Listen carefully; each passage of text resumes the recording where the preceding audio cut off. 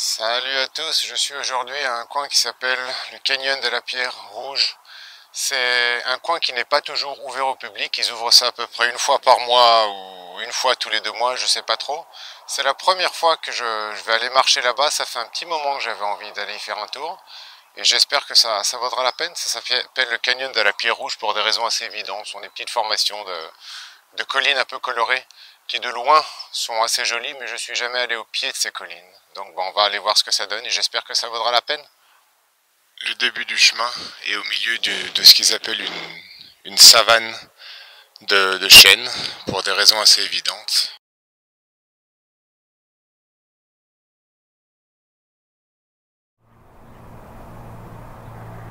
Ça sont des écureuils qui creusent des terriers. Ils vivent sous la terre, voilà. Une espèce assez endémique d'ici.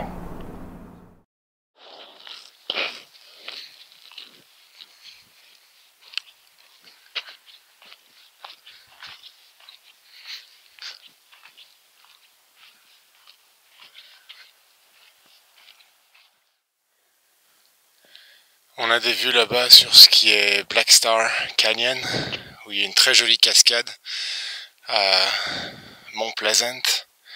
Et on est passé d'une végétation de savane de chênes, comme ils l'appellent ici, avec des chênes verts, à une végétation beaucoup plus évidemment clairsemée, comme c'est toujours dans les collines.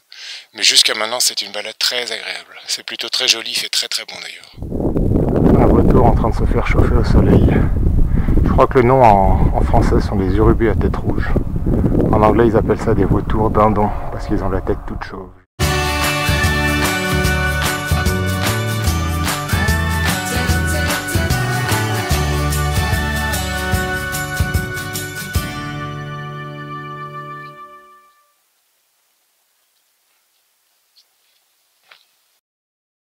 Et voilà sur le sol, beaucoup de courges du bison ou courges du buffle, c'est selon. Ce sont des courges qui évidemment sont complètement sauvages, elles sont toutes sèches parce que c'est pas la saison. Mais ce sont des courges que je trouve très sympas, elles seraient apparemment comestibles, sauf que je ne sais pas comment les préparer. Voilà, on a ici un exemple de ces pierres un petit peu rougeâtres qui donnent leur nom au canyon. Évidemment, c'est très peu, parce que l'érosion n'a pas tout fait apparaître, il y a encore surtout avant tout des plantes. Mais ça vous donne une idée de ce à quoi ça ressemble.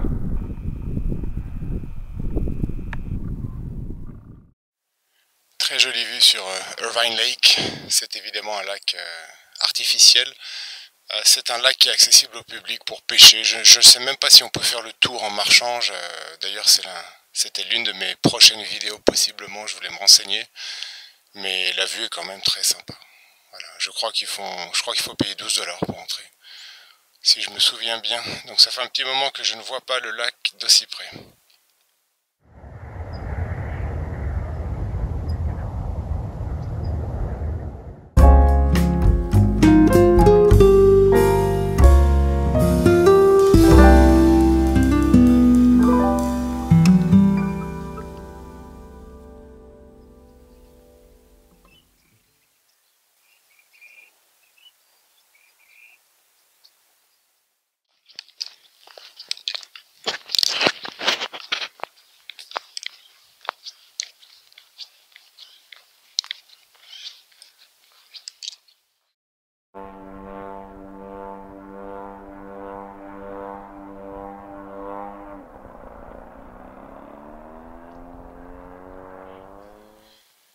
Ce chêne vert est absolument magnifique.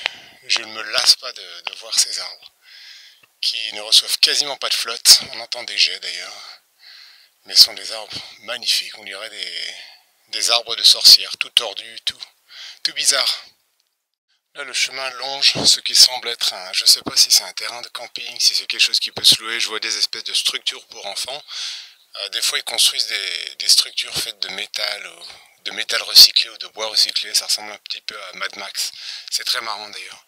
Mais je pense que ça doit être un coin qui peut se louer. Je ne sais pas trop ce que c'est. Et le chemin longe ça, mais là on va s'en éloigner un petit peu pour s'enfoncer plus un petit peu à l'intérieur des collines.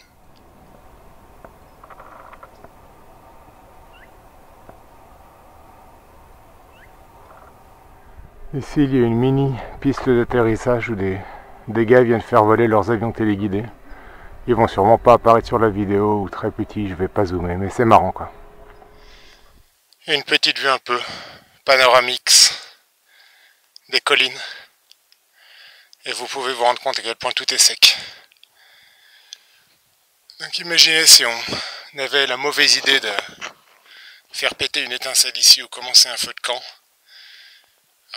Et il n'y a absolument rien pour stopper les feux. Il n'y a pas de ruisseau, il n'y a pas de falaise, il n'y a absolument rien. Donc, voilà. Voilà ici un exemple parfait. Pourquoi ça s'appelle le canyon de la pierre rouge. Et vous avez un exemple un petit peu plus marqué de ces formations rocheuses. Alors évidemment, c'est pas très grand, c'est pas très impressionnant, et comme l'érosion n'est pas très, il pleut pas beaucoup ici, ça prend très longtemps. Mais voilà, c'est ce que ça donne. Ça donne des petites canyons comme ça, des petits canyons comme ça, et je trouve ça quand même très joli, malgré tout, avec une jolie vue sur les montagnes qui sont derrière. Donc c'est vraiment une jolie marche, très très très sympa.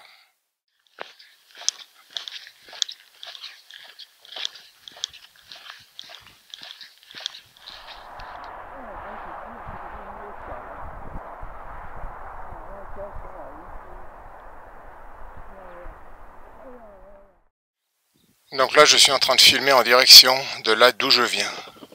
Je viens de la crête qui est là, j'ai suivi la crête qui est là. Et je vais retourner vers le parking qui est dans mon dos. Mais rappelez-vous de cette crête parce qu'en fait après je vais aller de l'autre côté mais sur la route qui est juste face à moi. Un petit peu dans la vallée et je filmerai de là en bas.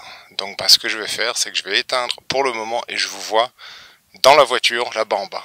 Je pensais qu'on passerait là-bas au pied de cette crête, mais en fait on passe au-dessus. Donc à tout de suite. Et me voilà de l'autre côté, donc évidemment dans la voiture.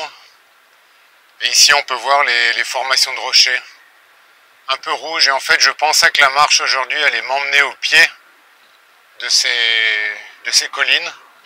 Mais malheureusement ça n'a pas été le cas. Et voilà une meilleure vue des pierres rouges. Donc tout à l'heure j'étais de l'autre côté de cette crête. Pas exactement dessus, mais j'étais... voilà. Et donc je pensais que la marche d'aujourd'hui pourrait nous emmener au pied de ces collines, mais malheureusement ça n'a pas été le cas.